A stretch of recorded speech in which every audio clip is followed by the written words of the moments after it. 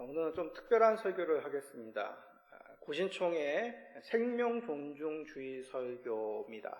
그래서 이게 제가 작성한 설교가 아니라 신대원의 이제 신원아 교수님이시죠. 대사회 관계위원 전문위원이신 신원아 교수님, 목사님의 설교를 가지고 고신총의 생명존중주의에 대해서 우리가 다시 한번 새기는 이 시간을 갖겠습니다. 그래서 오늘 읽었던 욥기 14장 1절에 11절의 말씀을 가지고 하나님이 정하신 인생의 수완이라는 제목으로 함께 말씀을 나누고자 합니다. 동양의 고사성어에 이제 인명은 제천이다 라는 그런 성어가 있죠. 무슨 뜻입니까? 사람의 수명은 하늘이 낸다 라는 그런 뜻이죠. 우리가 보통 이제 세상에서 노년에 별세하신 분을 가리켜 천수가 다하셨다라는 말을 합니다. 이 또한 하늘이 정해진 그 수명을 다했다라는 뜻입니다. 이처럼 보편적으로 사람들이 생각하는 이 수명, 사람에게 달려있는 것이 아니라 하늘에 달려있다라는 그런 의식이 있습니다. 현대에 들어서 사람들의 평균 수명은 좀 예전보다 길어졌죠. 2022년도 한국인의 기대 수명은 82년 7세입니다. 해마다 증가 추세더군요. 아마도 진보된 현대의술로 말미암은 혜택이라고 생각합니다. 일찍이 모세가 시편 90편 10절에 우리의 연수가 70이요 강건하면 80이라도 라고 했습니다. 근데 현대인들은 모세 때보다도 더 오래 사는 그러한 이제 상황입니다. 그렇지만 노년이 되면 대개 모든 사람들이 병들고 고생하다가 생을 마감합니다. 그것은 예전이나 지금이나 별 다를 바가 없습니다. 2020년도 통계를 보면 한국인들 4명 가운데 3분이 병원에서 임종을 맞이하였다고 합니다. 물론 대부분 노안으로 사망하시지만 일부는 병으로 고통을 받다가 사망하는 경우도 있습니다. 이런 현실 가운데 20세기 말 유럽에서는 말기 환자의 경우 어차피 죽을 것인데 고통에 시달려 고통을 당하는 그런 시간보다 기간을 단축하여 평안히 죽음을 맞이하는 그런 것이 어떻겠냐라는 이제 생각이 퍼지게 되었습니다. 소위 안락사 운동입니다. 이 안락사란 말은 헬라에서 온 영어로 우리말로 번역한 말입니다. 문자 그대로면 좋은 죽음이라는 뜻이죠. 그리고 마침내 여러 나라들은 이 안락사법을 제정하였습니다. 네덜란드가 첫 번째인데 2000년에 최초로 이 법을 제정하여 2002년 4월부터 시행하고 있습니다. 그 뒤로 이어 벨기에, 룩셈부르크 등 유럽 여러 나라들이 또한 캐나다와 미국의 여러 주, 또 아시아에서는 최초로 호주가 이 법을 제정해서 시행하고 있습니다. 작년 2023년 3월 하순에 국내 TV 방송국과 신문들이 호주, 오스트레일리아의 자원적 안락사의 실태를 취재하여 보도한 적이 있습니다. 호주 가운데도 이제 남호주라는 주가 가장 늦게 이 법을 통과시켰는데 발효된 지 약 2개월 만에 30여 명이나 되는 도민이 자원적으로 안락사를 신청했다고 합니다. 우리나라도 2009년에 의료사고로 식물인간 상태가 되었던 김할머니라는 분이 계십니다. 이 김할머니의 가족분들이 할머니에게서 산소호흡기를 제거해달라고 세브란스 병원을 대상으로 소송을 냈습니다. 이 사건은 대법원까지 갔는데 결국 기도에 삭관하여 있던 의료장치 산소호흡기를 제거하라는 판결이 났습니다. 이 사건은 일명 세브란스 김할머니 사건이라고 불립니다. 이 사건이 계기가 되어 우리 사회에서는 정부가 주도하여 사회의 의료계, 종교계, 법률가 등 각계 전문가들과 시민들이 4, 5년 동안 연명의료 중단 제도에 대해서 심도 있게 토론했습니다. 그리고 그 결과 마침내 2016년도에 그 결실을 보게 됩니다. 이 법이 바로 호스피스 완화 의료 및 임종 과정에 있는 환자의 연명 의료 결정에 관한 법률. 좀 긴데 보통 우리는 연명 의료 결정법이라고 이렇게 불립니다. 2018년 2월부터 효력이 발생하여 현재까지 시행되고 있습니다. 이 연명의료 결정법이 담고 있는 핵심 내용은 이렇습니다. 임종 과정에 있는 환자가 자기 뜻을 밝힐 경우, 자기 뜻을 밝힌다는 것은 사전 연명의료 의향서를 제출하여서 내가 연명 치료를 하겠다, 거부하겠다, 그런 의사를 밝히는 것입니다. 혹은 대리인이 보호자가 환자의 의사를 추정하여 밝힐 경우 심폐소생술, 항암치료, 그리고 삼소호흡기 부착 등을 적극적인 이러한 의료 행위들을 중단할 수 있는 그런 법안입니다. 그런데 지난 21대 국회에서 호스피스 완화 의료 및 임종 과정에 있는 환자 연명 의료 결정에 관한 법률을 일부 개정안을 발의했었습니다. 이 법을 줄여가지고 조력존엄사법이라고 불립니다.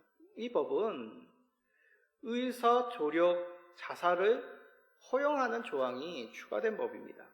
다시 말해 환자가 의사가 마련해 놓은 시스템으로 스스로 목숨을 끊도록 하는, 그것을 허용하는 법안이죠.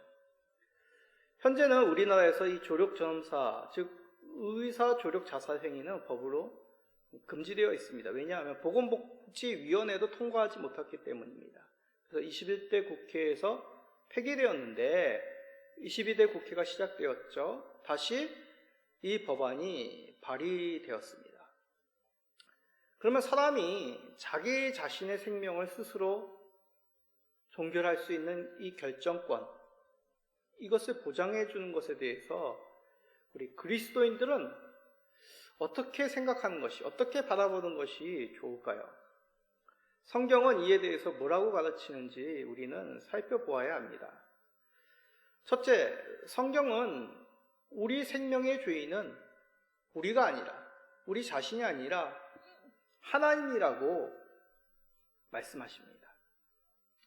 성경은 창세기에서 하나님이 천지 창조를 하시고 천지 만물을 창조하시고 그 뒤에 마지막으로 사람을 하나님의 형상대로 창조하셨다라고 가르치고 있습니다. 그래서 사람만이 다른 피조물들과 다른 아주 특별한 존재, 하나님의 형상을 입은 존재라고 말씀하시죠. 그러게 창세기 9장 1절에는 이렇게 말씀하고 있습니다. 다른 사람의 피를 흘리면 그 사람의 피도 흘릴 것이니 이는 하나님이 자기 형상대로 사람을 지으셨음이니라. 우리들도 마찬가지죠. 아담과 하와만이 아니라 우리도 우리의 뜻이 아니라 하나님의 뜻으로 이 땅 가운데 태어난 존재들입니다. 하나님의 생명을 주셔서 그 생명을 받아 이 땅에 태어나고 자란 존재라는 얘기죠. 그러기에 우리의 생명의 주인은 하나님이십니다. 욥기서를 보면 졸지에 재난을 당해 자녀들을 잃고 재산을 다 잃어버린 욥이 나옵니다. 욥은 이 엄청난 재난 앞에서 이렇게 고백을 합니다. 욥기 1장 21절이죠. 이르되 내가 모태에서 알몸으로 나왔은즉 또한 알몸이 그리로 돌아가올지라. 주신 이도 여호와시요 거두신 이도 여호와시니 여호와 이름이 찬송을 받을지니이다. 욥이 그런 엄청난 재난 앞에, 자녀의 생명을 잃는 그 재난 앞에 고백하기를 하나님께서 주시고 하나님께서 거두셨다라고 그렇게 고백합니다. 하나님을 원망하지 않았다는 얘기죠. 하나님께서 이 자녀들을 우리에게 선물로 주셨음과 동시에 하나님께서 또한 그 생명을 거두어 가시는 생명의 주인이 인간의 생사화복을 주관하시는 분이 우리 하나님임을 그는 고백하며 믿고 있다는 것입니다. 또 욥은 12장 10절에서 이렇게 말합니다. 12장 10절입니다. 모든 생물의 생명과 모든 사람의 육신의 목숨이 다 그의 손에 있느니라. 같은 내용이죠.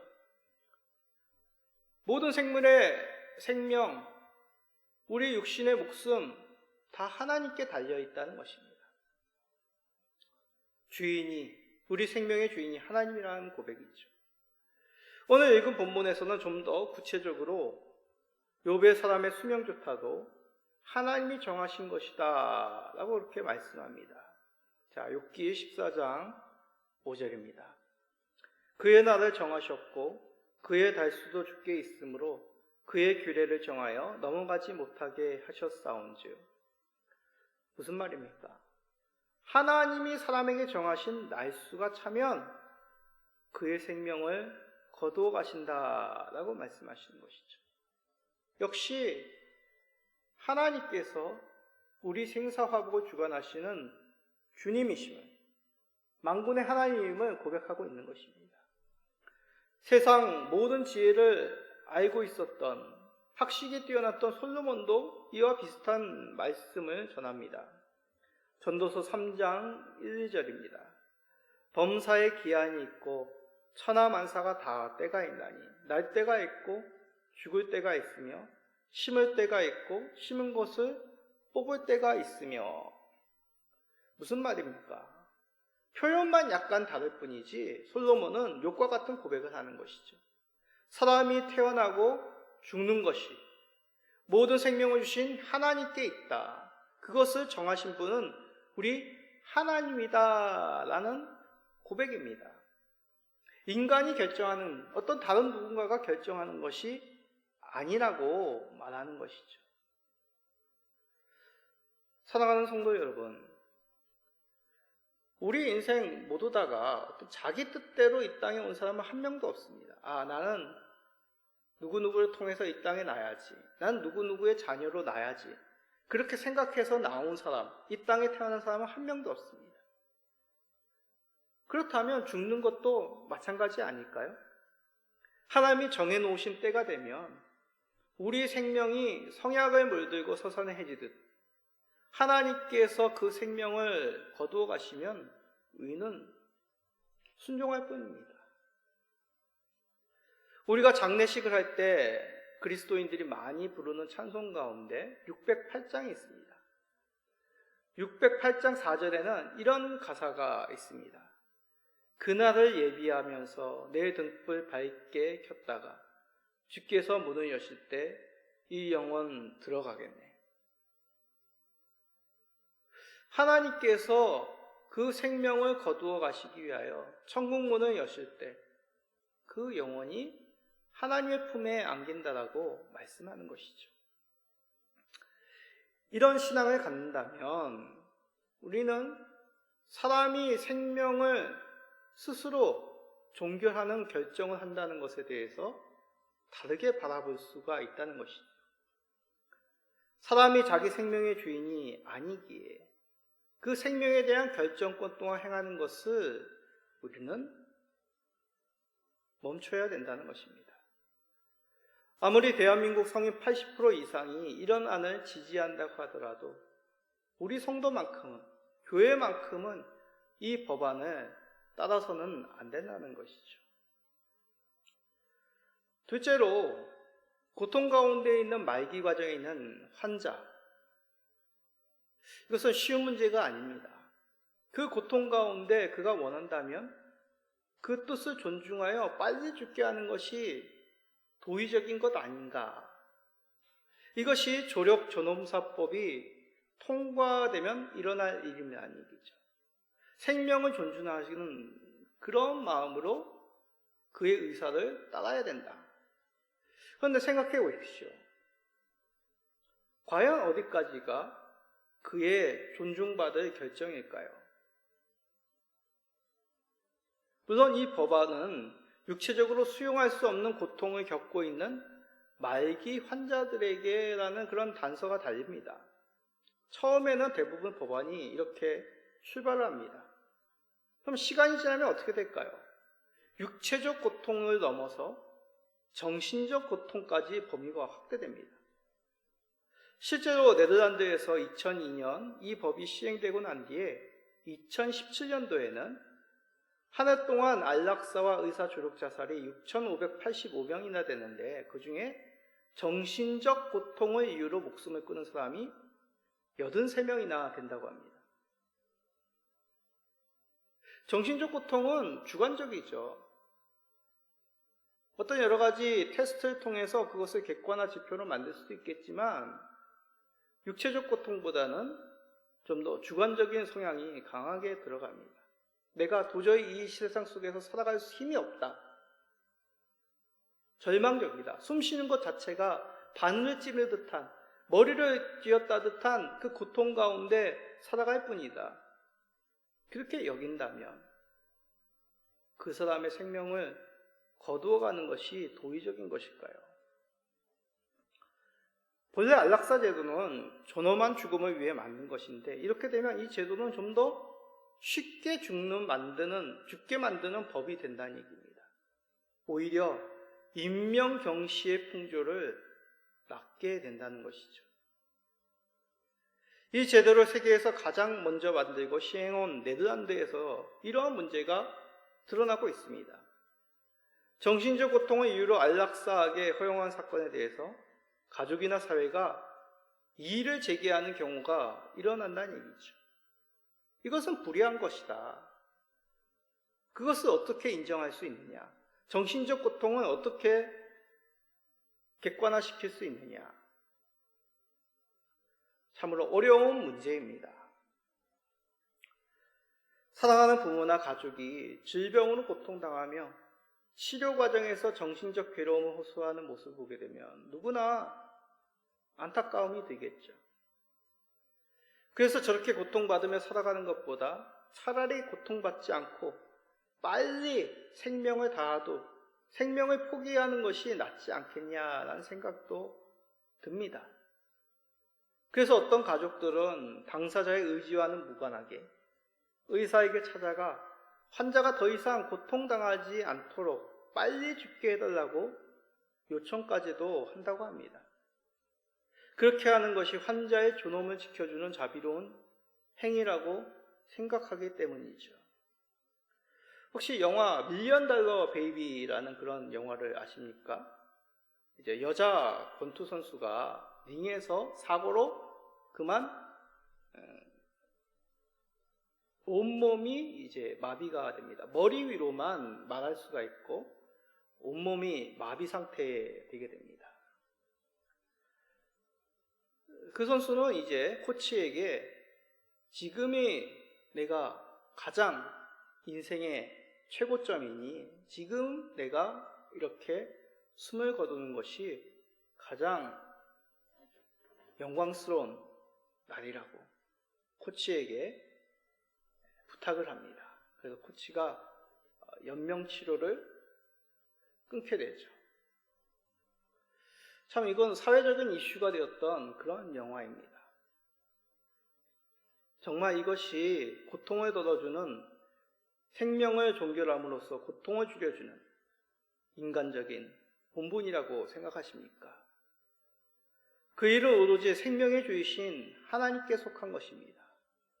우리가 할 수 있고 해야 할 일은 환자의 고통을 단축해 주는 것이 아니라 환자를 끝까지 돌보아주는 그 의무를 다하는 것이라고 생각해야 되겠습니다. 즉 고통의 최소화가 아니라 돌봄의 최대화가 우리의 의무라는 것이죠. 우리는 사랑하는 사람이 고통 속에서 속히 벗어나기를 바라지만 그럼에도 고통은 인생이 피할 수 없는 삶의 한 부분임을 인정을 해야 합니다.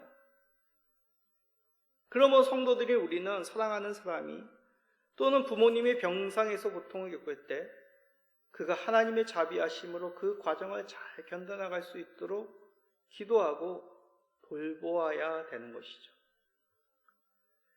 우리만이 특별한 이런 고통을 겪는다는 생각을 바꿔야 되겠습니다.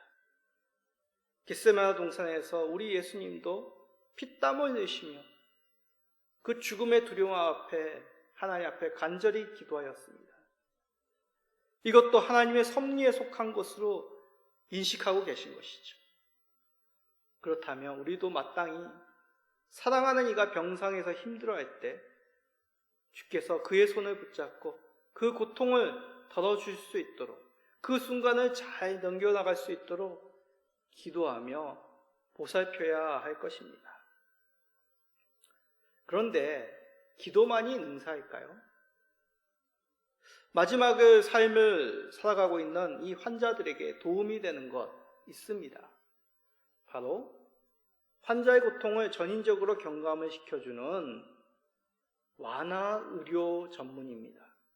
보통 이제 호스피스라고 하죠. 호스피스 병원, 호스피스 기관. 남은 여생을 그곳에서 보낼 수 있도록 우리는 도와야 됩니다. 호스피스 병원은 전문 지식을 갖춘 의사와 간호사들이 고통을 완화해주는 의료시설과 함께 환자들을 전인적으로 돌봄을 제공하고 있는 병원입니다.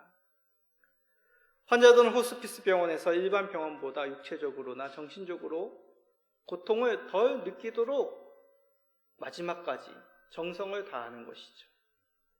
그리하여 인생의 마지막도 아름다운 기억으로 남을 수 있도록 잘 정리해 주는 것입니다.